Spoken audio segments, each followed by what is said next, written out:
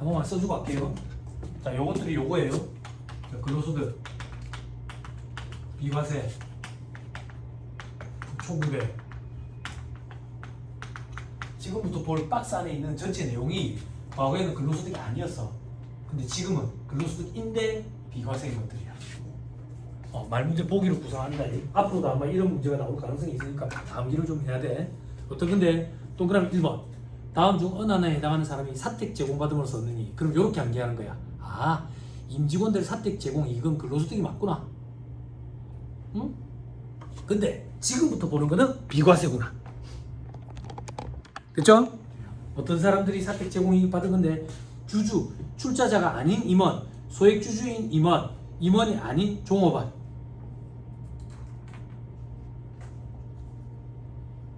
됐죠? 됐죠? 여기에 배제되는 사람은 누군데? 소액 주주가 아닌 출자 임원이네. 그럼 우리 사택 제공 이익에 대한 불이익은 누구에게 있다 했어? 법인세법에서. 사택 제공 이익에 대한 불이익은 누구한테 있다 했어요? 출자 임원한테 있다 했잖아. 법인세법 할 때 내려봐봐. 정리해줄게. 상여금 한도 누구에게만 제재를 가해요? 어떤 임원? 어떤 임원? 모든 임원. 퇴직금 한도 규정 누구에게 불이익이 있어요? 모든 임원. 사택 제공 불이익 누구에게 있어요? 출자 임원. 소액주주 제외한. 그렇잖아. 그 소액주주 제외한 출자 임원 말고는 불이익이 없지? 그 사람들이 이 사람들이잖아. 그럼 다시 법인세법상 소액주주가 아닌 출자 임원 불이익 송금불산임하고 상해처분 된다고. 이건 근로소득이라고. 됐나요? 그럼 나머지 사람들은요 근로소득인데 비과세돼. 됐어요? 됐어요? 오케이. 방향 잘 잡아. 자, 그 밑에 국가나 지자체로부터 근로소득을 지급받는 사람 돼 있는데 신경 쓰지 마세요. 그죠? 공무원이겠죠. 동그라미 2번. 중소기업 종업원이 주택의 구입, 임차에 소요되는 자금을 저리 또는 무상 대여받음으로써 얻는 이익 돼 있죠. 그죠? 됐죠? 저를 봐봐. 법인세법으로 가자. 주택 구입 자금, 임차 자금 대여액은 특수관계인의 업무가 가질건 맞아 아니야? 주택 구입 자금, 임차 자금 대여액은 특수관계인에 대한 업무가 가질건이 맞아 아니야? 맞지? 네. 맞으니까 인정이자 계산할 거라고. 인정이자 계산하면 입금사직 상해처분 되지. 근로소득이지. 근데 중소기업 직원에 대한 건 아니라 했지. 그지? 그럼 뭐 근로소득도 아니겠지? 아니, 여기 봐봐. 근로소득으로 보기는 하는데 비과세하겠다고. 됐나요? 헷갈리면 안 돼. 인정상여를 얘기하는 게 아니야. 인정상여는 법인세법상 송금불산이 되는 경우에 인정상여지. 법인세법상 이거 송금 인정돼. 송금 인정돼. 그리고 직원의 근로소득을 구성하는데 비과세라고. 됐나요? 그 다음 동그라미 3번. 아까 했죠? 임직원들 다치는 거에 대비해가지고 보험 가입한다 했지. 회사에서 대신 대준다 했잖아. 그지? 이게 예전에는 근로소득이 아니었거든. 근로소득인데 비과세 하겠다고. 근데 한도가 있어. 한도가 동그라미 기업. 단체 순수 보장서 보험, 단체 환급부 보장서 보험. 학생들 때문에 한다. 단체 순수 보장성 보험은 뭐냐면 보험료를 내지. 내가 다쳐. 그럼 보험금을 수령하지. 보장기간까지 안 다쳤어. 그럼 아무것도 돌려받는 게 없어. 이게 단체 순수 보장서 보험. 돌려받는데 조금만 돌려받아. 조금만이 무슨 말인데 낸 거에 비해서 아주 적은 금액. 그게 단체 순수 환급부 보험. 됐어요? 됐나요? 요 보험료 중에 70만 원까지만 비과세야. 됐나요? 그럼 회사에서 임직원들 다칠 것 대비해서 100만 원을 넣어줬어. 100만 원. 그럼 70만 원만 비과세야. 그럼 30만 원은 과세 되겠지. 과세 되겠지. 이 70만 원 재원에 대해서는 비과세 됐지. 나중에 직원이 보험금 지급 사유에 해당해가지고 돈을 받잖아. 그때 과세돼. 그때. 제일 밑에 별표시 5번. 70만 원까지만 비과세. 수령 단계에서 계약 만료 전 혹은 만기에 종업원에게 기속되는 단체 환급부 보장성 보험의 환급금은 근로소득이다. 맨 밑에 사례 봐봐. 100만 원씩 2년 납입해서 그러면 30만 원씩 두 번은 과세가 됐지. 70만 원씩 두 번은 과세가 안 됐고, 그지? 120만 원을 환급받으면 총 200만 원 중에 140만 원에 해당하는 비율만큼은 과세가 된다 그 얘기야. 됐어요? 극단적으로 할게. 200만 원을 환급받았대. 그럼 140만 원만 과세돼. 되죠? 그 비율을 지금 얘기하는 거야. 되죠? 자, 위로 올라갑니다. 동그라미 니은 요건이 있다. 임직원의 고의, 중과실, 외의 업무상 행위로 인해야 돼. 그러니까 임직원이 사장 뭐 내봐라 이래가 일부러 하면 안 된다. 고의나 중과실이 아니면 돼. 우리 시험에 경과실 이렇게 나왔어. 발음이 안 좋아가지고 경과가 아니라 경과실. 경과실 먹는 거 말고 경과실.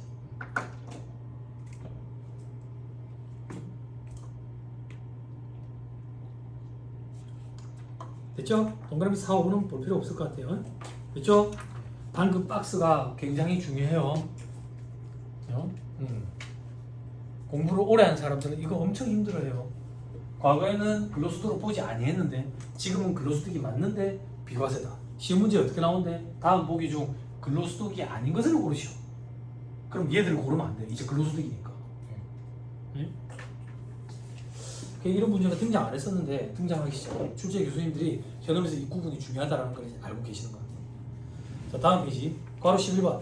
임원 등 할인액 중 일정액 돼 있죠? 그죠? 하나만 좀 주의하세요. 아까 강의했지만 임원도 깎아준다. 그지? 아니 임원도 깎아주면 엄청 좋아한다. 착각하면 안 된다. 됐죠? 됐습니다. 20% 240만 원. 그죠? 2년, 1년 이렇게 갖고 있다가 파는 건 또 괜찮다더라. 그죠? 자, 밑에 괄호 12번. 그 밖에 법령으로 정하는 비과세 근로소득 돼 있죠? 그죠? 요게 예전에 제가 시험 준비할 때는 참 중요했거든요. 근데 요즘에 시험이 잘 안 나와요. 눈으로 몇 개만 보고 갑시다. 동그라미 1번. 장학금 중 대학생이 근로를 대가로 받는 장학금. 이거 저거 뭐야? 근로장학생 하는 거. 근로장학생이라는 표현 써요? 조교수님 지금도? 그거 말고 또 있어요 애들? 이렇게 일하는 애들? 없어요? 얼마나 돼요? 80? 좀 그렇다. 아, 그냥 그렇게 해서 금시간 적은 거예요?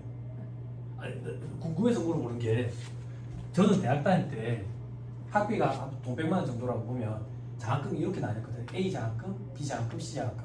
A 장학금은 학비 전액 면제, B 장학금이면 뭐 얼마 면제, C 장학금은 얼마 면제 이랬거든. 제가 학교 다닐 때 근로장학생 A 장학금이었던 것 같아요. 그러니까 학비 다 면해주는 거. 그래서 물어봤어요. 어느 정도인가. 근데 학비 한 300 될 거 아니에요. 근데 하지만 좀 적다. 아니야? 취소. 적게 받고 싶으면 적게 받고. 나는 100만 원. 이게 60만 원 면해주는 거, 이게 30만 원 면해주는 거, 뭐 이랬던 것 같아 내 기억에. 근데 나는 다행히 이런 걸 못 받았어. 진짜 통장에 넣어주는 거. 이게 최고야. 이렇게 감해주면 부모님들이 알아. 통장에 넣어주는 거 받으면 부모님들 몰라. 통장을 빨리 급하게 하나 만들어야 돼. 문창에서 주는 거 통장에 돈 넣어주더라고. 감사하지. 노트북도 사고 전자사전도 사고. 자, 그 다음 동그라미 2번. 병장급 이하의 현역병, 의무 경찰 뭐 일하에 준하는 사람이 받는 급여 뭐 40만 원인가 그때 얘기했지. 40만 원이라고 너. 그지? 이렇게 100 얼마나 했나? 하여튼 얼마 준대. 그거. 그리고 동그라미 3번. 외국에 주둔 중인 군인 군무원이 받는 급여. 군인들도 해외 파견 나갔다 오면 월급 많이 받아요. 그리고 비과세 돼가지고 목돈 모아가고 오고요. 그리고 진급이 잘 돼요. 그리고 동그라미 4번. 요양급여, 휴업급여, 장해급여, 장애급여, 유족급여 이런 것들을 과세하면 되겠나? 그지? 그래서 비과세한다. 동그라미 5번에 육아휴직급여, 실업급여, 단축급여, 출산 전유휴가급여 느낌이 오죠? 이런 건 그냥 비과세 아니겠어요? 그죠? 그죠? 그리고 동그라미 6번에 사망에 대해 가지고 반환일시금, 사망일시금 이런 거 됐죠? 됐습니다. 나머지는 볼 필요 없습니다. 밑에 세부상 이런 거 보지 마세요. 2차용이 어려워요. 자, 2-98페이지. 종합소득금액에 합산하는 근로소득금액. 자, 근로소득금액은 총급여액에서 근로소득공제를 빼는데 총급여액은 비과세소득을 제외한 금액이다. 자, 밑에 별표식 1번. 일용 근로자의 근로소득은 분리과세로 과세 문제가 쫓겨야 돼. 우리가 지금 계산하는 건 종합과세되는 소득이거든. 분리과세로 쫓겨야 되는 거는 고려할 필요 없어. 분리과세로 과세 문제가 쫓겨야 된다는 얘기는 원천징수로 끝난다는 얘기잖아. 그럼 원천징수 세액은 어떻게 계산할 건데 그거부터 보자고. 밑에 표에 있어요. 일용 근로자의 원천징수 세액 분리과세시 1B 돼 있죠. 그죠? 1당에서 얼마를 빼는데 15만원 빼요. 여기에 세율은 제일 낮은 세율 6% 빼요. 6%. 그리고 봐봐. 아까 제가 총급여액에서 근로소득공제라는 거 뺀다 했지. 근로소득공제가 저기 1단계는 이거라고 생각하면 돼. 그리고 저 밑에 계산구조에 가면 근로소득 세액공제라는 게 있다 했잖아. 그 근로소득 세액공제 원칙이 55%거든. 얘들도 55% 적용해줘. 그러면 55%를 빼준다는 얘기거든. 그러면 곱하기로 하면 1-55% 이렇게 되겠지. 그죠? 오케이? 됐어요? 이 근로소득 세액공제를 얘기하는 거고 근로소득공제. 주의하세요. 이거 과거에 10만 원이었거든. 네, 그렇게 현황 자료가 나올 수도 있어요. 됐어요? 친구야, 너가 다 해봤냐? 떡집 그거 하루 얼마 줬어요? 10만 원. 세금 떼든가요? 안 되죠. 너가 내봤어요, 형님? 너가 할 때 저거 세금 떼봤어요? 중간 마진 수수료 말고 뗀 적 없죠? 요 돈이 안 돼서 그래요. 왜? 형님은 자꾸니까. 그치? 요 돈 이상이 1당이 되려면 기능고 목수 한 대가리에 40만 원씩 가잖아. 그럼 저 40만 원을 넣어서 계산을 해서 차감하고 지급하는 거예요. 무슨 말인지 이해했죠? 여러분들 기능공이 아니라서 요거 이상의 금액을 받아본 적이 없기 때문에 원천징수가 안 된 거예요. 무슨 말인지 이해했죠? 됐죠? 오케이. 아니 수험생들이 아버지 학생들이 물어보더라고. 아니 일당 15만 원 빼면은 그뭐 과세되는 경우가 있습니까? 물어보더라고. 그 내가 걔들한테 너가 돈을 못 벌어서 그래. 돈을 많이 버는 사람은 뗀다. 근데 일당쟁인데 맨날 일해가지고 한 달 동안 일하는데 그러면 어떻게 되는데요? 어떻게?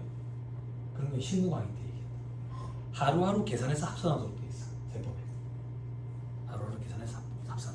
그러다가 3개월 이상 되면 정규직 근로자로 바뀌어. 정규직 근로자로. 자, 그게 무슨 말인데? 일용 근로자 봐봐.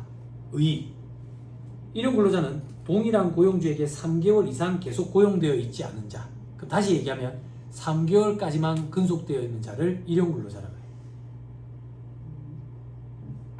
됐어요? 그러면 수험생들 때문에 조금만 더 얘기할게. 책에 나오는데 수험생들은 또 그런 거 물어보더라.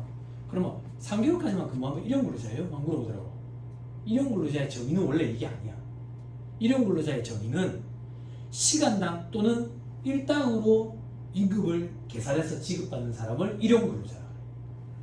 그 중에서 동일한 고용주에게 3개월 이내 근속되어 있는 자가 세법상 일용 근로자예요. 근로기준법상은 또 기준이 달라. 그렇게 되는 거야. 원래 일용 근로자의 정의는 어느 법이든 일당이나 시간당으로 받는 사람을 일용 근로자라고 해요. 됐어요? 오케이. 자, 근데 건설은 1년, 하역작업은 제한 없다 되지. 요것 때문에 학생들이 물어보더라. 하역작업은 3개월 이런 거 제한이 없는데 어떻게 일용 근로자입니까? 이러더라고. 일당으로 받거나 시간당으로 받으면 일용 근로자예요. 됐어요? 네. 그렇죠? 자, 밑에 원천징수의 분리과세 공부했고요. 그리고 다 했네. 위로 올라갑시다. 근로소득공제. 근로소득공제 그 위에 별표시 2번 필요경비를 입증할 수 있어도 그걸 빼는 게 아니라 법에 정한 산식인 근로소득공제를 뺀다. 됐나요? 밑에 괄호 1번에 상용근로자. 이 사람들이 계속 근로자예요. 자, 근로소득공제 산식 있죠? 그죠? 암기하는 거 아니에요. 시험 문제에 단 한 번도 빠짐없이 주어졌어요. 그런데 잘 안 물어봐요. 물어볼 때는 꼭 주어지고요. 걱정 안 해도 돼요. 그렇죠? 다만 암기할 게 생겼어요. 뭐가 생겼는데 밑에 한도 되죠. 과거에는 근로소득공제에 한도가 없어요. 지금은 한도가 2천만 원이에요. 법에 정한 산식에 따라 가지고 2천만 원 한도에 걸리려면 봐봐. 총 금액에서 근로소득 공제 뺀다 했잖아. 총 금액이 몇 프로를 곱하거든. 그러면 2천만 원이 되려면 총 금액이 3억 6,250만 원이 넘으면 2천만 원에 걸려요. 그러니까 요거는 왜 안 계산돼요? 수험생들이 2차 수험생들이 시험장에 갔을 때 3억 6,250 넘네? 그러면 계산 안 하고 그냥 바로 2천만 원 떼버리거든. 그냥 그런 차원이에요. 조금 빨리 계산하라. 여러분들은 근로소득 공제가 2천만 원 한도가 있다라는 게 말문제 보기로 구성이 돼요. 과거에는 한도가 없었기 때문에. 됐죠? 그리고 참고삼아 하나만 더. 500만 원까지는 몇 프로 곱한대요? 요거 하나만 머릿속에 담아두세요. 나중에 우리 연말정산할 때 제가 이거를 다시 얘기할 거예요. 요 정도만 좀 기억을 해주시면 될 것 같아요. 다음에 수입시. 급여나 인정상여는 근로제공인에 속하는 사업부터. 임여금 처분에 의한 상여는 임여금 처분결의예요. 임여금 처분에 의한 상여가 성과급이라고 생각하면 편해. 성과급 주기로 한 날 그때 기속된다고. 됐죠? 2-210페이지 임원퇴직급여 한도 초과에 지급받거나 지급받기로 한 날 엮으면 안 된다 동우야. 임원퇴직급여 한도 초과에 우리 법인세법 때 공부했지? 그 산식이랑 다르다. 이건 소득세법이다. 네. 알았지? 안 배우고 그다 우리 아직. 됐죠? 오케이. 나머지 볼 필요 없습니다. 넘어갑니다. 근로소득의 과세방법. 원천징수 여부, 근로소득 원천징수 대상 맞아. 다만 다음은 원천징수 대상이 아니다. 외국기관이나 우리나라에 주둔하는 국제연합군으로부터 받는 근로소득,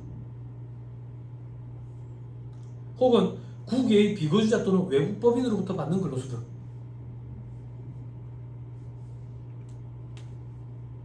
됐어요? 그런데 밑에 별표시에 동그라미 기울, 비거주자 외국법인의 국내 사업장의 국내 원천 소득금액 계산할 때 필요경비에 넣었대. 그게 무슨 말인데? 돈을 비거주자 외국법인이 내한테 주거든? 그래서 원천징수를 안 해. 그런데 내한테 준 돈을 인건비라는 명목으로 경비 처리를 하는데 국내에 있는 지점에서 인건비 처리를 한대. 그럼 국내에서 있는 국내에 있는 지점에서 내한테 준 거나 마찬가지잖아. 그럼 원천징수 해야 돼. 당연하지. 안 그래요? 됐죠? 오케이. 다 됐습니다. 넘어갑니다. 2-101페이지 원천징수 대상 근로소득의 경우 과세를 어떻게 할 거냐. 일용 근로자는 분리과세로 끝난다 했죠? 상용 근로자는 어떻게 하느냐? 요거 얘기 한번 했던 것 같은데 저를 봐봐. 4대 보험 떼주는 일 해본 적 있냐? 정규직으로 월급 받을 때 이거 형님은 있을 거고 언니도 있을 거고 이거 저기 선생님 집으로 4대 보험 떼고 그러고 그죠? 언니도 있을 거고 형님도 있죠? 4대 보험 떼드죠? 그죠? 4대 보험 얘기하는 게 아니야 지금. 알았죠? 그럼 뭐 얘기하는데 매달 월급 받을 때 세금 떼드죠? 짜증나잖아. 급여 명세서 보면 맨날 떼가는데 왜 이렇게 많이 떼노? 많이 떼는 건 4대 보험. 그 옆에 보면 아주 조금 세금을 뗀다고. 아주 조금. 그치? 근데 이런 소리를 들으면 내가 뗀 것도 아닌데 내가 괜히 이상하 미안해. 나는 공단 직원도 있대. 그건 내 들으라고 하는 소리 같아. 세금 떼고 나면 남는 게 없다고 그러는데 세금은 아주 조금 뗐어. 4대 보험을 많이 뗐어. 그치? 아 그래 안 그래? 동의해라. 그치? 자, 이거 얘기를 조금 할 거예요.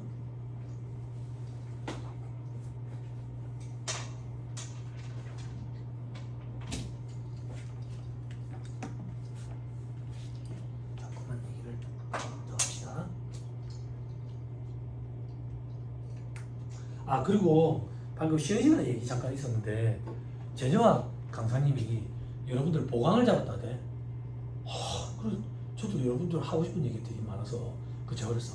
그럼 나도 얘기 좀 천천히 하고 보강 좀 해야 되겠네. 그랬더니 정말요? 그러더라고. 하루 종일 보강하면 수험생들이 힘들다며. 그래서 나 반, 저기 반. 하루에 2과목을 하면 수험생들이 덜 힘들지. 하루 종일 내가 하면 힘들다며. 다음날 이렇게 날짜를 얘기해달라더라고. 그래서 집에 가서 좀 생각해 볼게요. 언제가 재밌을지. 그치? 너무 추운 것도 그렇잖아. 요날 하면 참 재밌겠다 싶은 날을 내가 하나 정해가지고 우리 같이 한번 만나서 모아 좀 하자. 모아. 의미 있게. 보강 날짜 지금 잡아놓은 거 보니까 일요일로 잡아놓으시더라고. 일요일 의미 있지. 이제 날이 점점 추워지니까 제 집에 잔디도 빨리 안 길거든. 그래서 일요일이 참 여유가 있어. 2주에 3번 정도 깎았어야 되는데 요즘에 2주에 1번 정도 깎으면 되거든. 그저께 깎아놨어.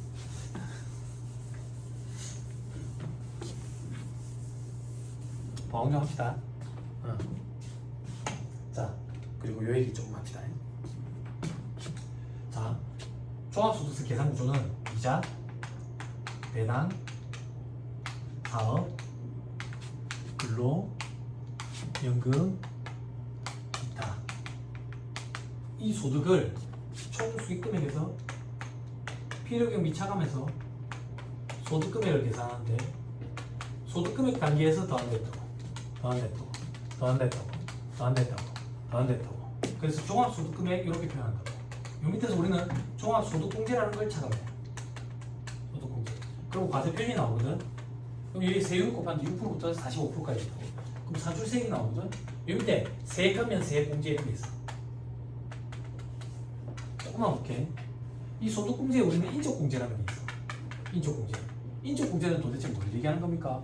왜? 둘 다 똑같이 1,000만 원씩 벌어. 이거 근데 누가 봐도 금수저고 누가 봐도 흑수저잖아. 그치? 모르는 사람이네. 고맙네. 아, 흑수저로 안 보여서. 아, 여기가 금수저로 안 보여서? 저기 뒤에 오빠가 웃었어. 아니, 얘는 1,000만 원 보면 지 유으로 다 쓰는 거야. 술 먹고 놀아. 근데 나는 너무 공양해야지, 자식 새끼 키워야지, 교육비 들어가지, 사람 환장하겠지, 내 주머니에 나오면 욕도려 10만 원밖에 없다고. 똑같이 과세하는 게 형평성에 어긋난다 그 얘기야. 그래서 개인별, 인별 공제 효과가 조금씩 달라져. 그래서 인적 공제에 이런 게 있어. 기본공제라는 게 있고 추가 공제라는 게 있어. 나중에 공부해. 암기 다 하게 될 거야. 기본공제는 뭔데? 기본공제 대상자 한 명당 150만 원을 소득공제해줘. 그게 무슨 말인데? 이거는 아무도 공제받을 사람이 없어. 근데 난 너무 공양하니까 부모 한 명당 150만 원 공제받고 자식들 한 명당 공제받고 그리고 추가 공제라는 거 경로대자 공제 부모가 70이 넘어서 그럼 100만 원 추가 공제 받고 내 가족 중에 장애인이 있으면 200만 원 추가 공제 받고 막 이런 게 있어. 내가 애를 혼자 키우고 있으면 한부모 공제 100만 원 이런 것도 있고 이러고 또 어떤 게 있는데 보험료 공제. 보험료 공제는 뭔데? 건강보험, 노인장기요양보험, 고용보험 낸 거 전액 다 공제받아. 또 어떤 게 있는데 연금보험료 공제, 국민연금 낸 거. 또 어떤 게 있는데 주택자금 공제라는 게 있다고. 주택자금 공제는 뭔데? 우리 이 생에 운대가 없는 우리 말고 나 이 생에 운대가 없는 거 주택 청약 넘어 300만 원 한도 내서 소득공제되고 또 어떤 게 있는데 국민주택 임차자금 원리금 상환의 공제라는 게 있어. 아, 왜 이렇게 빨리 얘기합니까? 전체 얘기하면 싫을 거야. 국민주택 임차자금 원리금 상환의 공제라고 있어. 국민주택 임차자금 전세 자금을 대출을 받으면 원금과 이자 갚은 것 중에 40% 정도를 소득공제를 해줘. 또 어떤 게 있는데 장기주택 저당차입금 이자 상환의 공제라는 게 있어. 집을 사면서 10년 이상 장기 담보로 대출을 받는다고. 그러면 그거 원금 말고 이자 갚은 거 있지. 그거는 이자 갚은 거에 대해서만 일정 부분 소득공제를 해줘. 그러고 나면 이제 과표가 나오고 산출세액이 나오고 세액공제가 있다고. 세액공제 어떤 게 있는데 보험료 세액공제, 의료비 세액공제, 교육비 세액공제, 기부금 세액공제. 이 보험료 세액공제는 뭔데? 일반 보장성보험, 장애인 전용 보장성보험 이런 거. 자동차 보험 이렇게 생각하면 돼. 자동차 내가 비싼 거 타가지고 보험료 한 대만 해도 그냥 100만 원 넘어가 버린대. 100만 원 한도 내에서. 이런 거.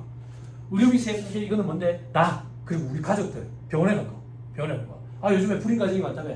난임 시술비가 들었대. 혹은 애를 낳았는데 애가 이제 칠삭동인 거야. 그래서 인큐베이터 들어갔어. 미수가 선천성 이상아 이런 경우야. 혹은 안경 구입비 50만 원 이런 거. 컨택트 렌즈 구입비 이런 거. 이런 거에 대해서 의료비 세액 공제를 받아. 의료비 세액. 교육비는 내 자식들 학교 다니는 거야. 미자가 독일에 초중등 교육법에 따른 학교, 초등학교, 중학교, 고등학교, 고등교육법에 따른 학교, 대학교 이런 거 학비 내준 거. 또 어떤 거 입학 전형료 낸 거. 또 어떤 거 수학여행 가야 될 거 아니야. 수학여행 롯데월드 안 가. 해외로 가지. 그지? 또 그런 데 돈 드는 거. 또 어떤 거 교복 사입해야 될 거 아니야. 다리가 길어 보이는 교복은 없지만, 그지? 그런 교복 브랜드를 사줘야 될 거 아니야. 교복 구입비 이런 거. 교복 구입비 이런 거. 그런 거. 기부금 세액공제. 기부금 어디 가 기부한 거. 이런 거. 지금 하고 싶은 얘기인데 엄청 복잡죠. 엄청 복잡죠. 그럼 결론적으로 우리가 똑같이 한 달에 1,000만 원씩 벌어도 세금은 우리 다 다르다고. 안 그래? 각종 공제 혜택이 다 다르니까. 그런데 회사에서 여러분들한테 월급 줄 때 내 1년 동안 세금이 얼마인지 저거가 어떻게 알고 세금을 뗐냐 이거야. 안 그래? 그 대충 뗀 거야. 근데 대충 뗐다라고 얘기하려니까 좀 그렇잖아. 그래서 간이로 뗐다 이렇게 얘기한다고. 간이 세액표에 따라서 뗐다 이렇게 얘기하는 거야. 그럼 간이 세액표가 도대체 뭔데? 국세청에 수십 년간 누적된 데이터가 있는 거야. 그 데이터에 보니까 한 달에 월급이 200만 원이고 부양가족이 없는 사람은 1년에 세금이 한 24만 원 정도 되더라. 그럼 12로 나눠서 한 달에 2만 원 정도씩 세금을 떼는 거야. 그럼 1년이면 얼마 떼놨어? 24만 원 떼놨지. 그래 놓고 1년치 총급액이 세팅이 됐을 때 이 계산구조에 집어넣어서 세금을 계산해봐. 세금을 계산했더니 20만 원이래. 그럼 미리 낸 건 얼마인데? 24만 원. 그래서 4만 원을 돌려받는 거야. 황금. 30만 원이더래. 그러면 6만 원을 개내는 거야. 그걸 언제 하는데? 다음 연도 2월분 급여를 지급할 때 한다고. 그걸 우리는 연말정산이라고 그래. 그래서 근로소득은 원천징수가 예납적 원천징수라고. 간이세액표에 따라서 간이로 떼놨다가 2월분 급여를 지급할 때 정산이 이루어져. 그 정산을 하는 작업이 뭔데? 칠판에 소득세 계산 구조에 근로소득만 있다고 보고 집어넣은 거지. 그래서 연말정산이 소득세법의 거의 3분의 1에 육박해. 양이. 그래서 연말정산은 16시간 이상 강의를 해야 된다고. 그런데 연말정산 실무 강의를 16시간 이상 강의하면 아무도 들으러 안 와. 4시간 정도 해야 들으러 와. 왜 아무도 들으러 안 오는데? 그럼 4시간 동안 무슨 강의 한대? 프로그램 있죠? 거기다 이렇게 입력하면 지가 알아서 계산해 줍니다. 요것만 듣고 싶어 해. 프로그램 안에서 어떻게 공제 혜택을 받고 이런 얘기를 하면 무슨 소리 하는 거야. 그거 쇼츠 봐야 되는데. 그러면 그 직원은 도태되는 거야. 챗GPT한테 잡아먹힌다. 내가 타도 걔한테 안 물어보고 챗GPT한테 물어보지. 그래? 안타까운 현실이 벌어지고 있어. 자꾸. 다시 연말정산은 결론적으로 종합소득세 계산 구조에 근로소득만 있다고 보고 계산한 게 연말정산. 언제? 2월분 급여를 계산할 때 연말정산을 했어. 그럼 결국에는 소득세 신고랑 똑같잖아. 근로소득 말고 다른 소득이 없으면 끝나 그걸로. 근데 말고 근로소득 말고 사업소득도 있대. 그러면 5월에 종소세 신고를 해야 돼. 사업소득도 있으면 회사에서 좀 어떻게 안 해줍니까? 회사에서 안 해준다. 돈을 줘도 안 해준다. 돈을 줘도. 그지? 돈을 그러니까 나 같은 세무사한테 갖다 줘야 된다. 그러면 세무사가 해준다. 됐죠? 그게 연말정산이야. 연말정산. 가려운 데가 좀 해소되죠? 그죠? 조금만 더 할게요. 환장하겠네 진짜. 뭘 환장한데? 2월에 되면 나는 호롤단신이야. 호롤단신이라 부양가족도 없고 그래가지고 2월만 되면 연말정산 개낼 금액이 너무 많은 거야. 어차피 내가 내야 될 세금인 건 알겠어. 근데 미리 매달 세금 뗄 때 좀 더 많이 떼면 되잖아. 왜 2월에 한 번에 개내가지고 내가 2월에 아무 계획을 못 세워. 혹은 내가 부양가족이 많아. 2월 되면 환급받는 금액이 되게 많아. 기분이 묘하다. 기분이 좋다가 어차피 이건 내가 받아야 될 내 돈이고 뭐지? 처음부터 조금만 떼면 되잖아. 뭐 한다고 이렇게 돌려줘. 그래서 선택할 수 있도록 돼 있어. 간이세액표에 따라서 뗄 때 80%, 100%, 120% 중에 연봉 협상을 할 때 연봉 계약서에 그 중에 하나에 체크하도록 돼 있다. 법적으로. 그렇게 떼도록 돼 있어. 됐어요? 됐어. 근데 그런 기사 본 적 있어요? 뭐야? 거의 뭐 한 달치 급여가 저기 떼 있다고, 개냈다고. 2월에는 그래 손가락 빤다고. 손가락 빤다고. 그런 일은 없어요. 그런 일은 간이세표가 그렇게 허술하지 않아요. 그런 일이 언론에 있다던데요? 회사에서 문천직수를 잘못한 거예요. 그래서 그런 일은 벌어지지 않아요. 여러분들이 직장생활 할 때 그런 일이 벌어지면 꼭 확인을 해봐요. 그런 일이 벌어지지 않아요. 니는 엄청나게 깨냈죠. 몇십만 원. 니는 왜 깨냈는데 회사에서 잘못했어? 항공권 엄청나게 이용했잖아. 항공권 편도로 16장 국내에서 공짜인데 서울, 부산 편도로 우리나라 국적기는 10만 원 넘잖아. 거의 20만 원에 가깝잖아. 그거 16장 썼다 생각해봐. 거기다가 중국에 갈 때 10%만 냈거든. 항공권에 아버지 모시고 왕복으로. 그러니까 그게 내 연봉이 다 잡혔어. 그러니까 걔네는 일이 생기지. 됐나요? 있죠? 다음 페이지 2-102페이지. 원천징수 제외 대상 근로소득. 원천징수 제외 대상 근로소득은 종합과세야. 왜? 원천징수가 돼야 분리과세 여지가 있을 거 아니야. 원천징수 안 됐으면 무조건 종합과세. 됐죠? 됐죠? 다만 근로자가 납세조합을 조직한 경우에는 납세조합이 원천징수와 연말정산을 행할 수 있다. 됐나요? 자, 이건 무슨 말이냐면 옛날에 갑종 근로소득, 을종 근로소득이라 했거든. 갑종 근로소득이 지금 표현이 바뀌었어. 어떻게? 원천징수 대상이 되는 근로소득. 을종 근로소득은 원천징수 대상이 아닌 근로소득. 그럼 을종 근로소득이 어떤 건데요? 배 타는 사람들. 이런 사람들은 원천징수 대상이 아닌 근로소득이야. 그럼 원천징수를 안 했으니까 이 사람들은 종수세 신고를 해야 될 거 아니야. 연말정산이 일어날 수가 없잖아. 미리 떼놓은 게 없으니까. 그럼 종수세 신고를 해야지. 언제? 5월에. 자, 종수세 신고할 거다. 어딘데? 태평양 바다 한가운데. 인터넷이 잘 안 잡혀가지고 국세청 홈택스 로그인이 안 돼. 사람 미치겠네. 그래서 이런 큰 조직은 납세조합이라는 걸 꾸려가지고 납세조합에서 매달 원천세 신고를 해.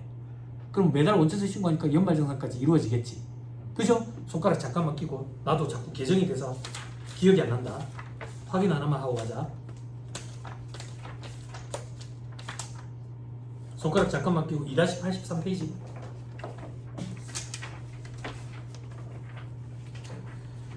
제일 밑에 납세조합 징수 특례돼 있죠? 그죠? 중간에 밑에 내려가. 매월분 소득세 몇 프로라고 돼 있어요? 매월분 소득세 몇 프로? 3%. 납세조합 공제 해가지고 납세조합을 꾸려가지고 징수를 하면 3% 세액 공제 혜택을 줘. 그래서 일종 근로소득이 있는 기업체들은 대부분 다 납세조합이 꾸려져 있어. 이게 과거에는 10%, 5%, 3%까지 줄었어. 됐죠? 이 혜택이 크기 때문에 웬만하면 다 있어. 됐나요? 됐죠? 오케이, 됐습니다. 다음 시간에 오시면 연금소득부터 시작하는 걸로 하시죠. 강의느라 고생 많았습니다. 수고하셨습니다. 보강 날짜가 잡히면 아마 공지로 나올 겁니다. 그렇죠?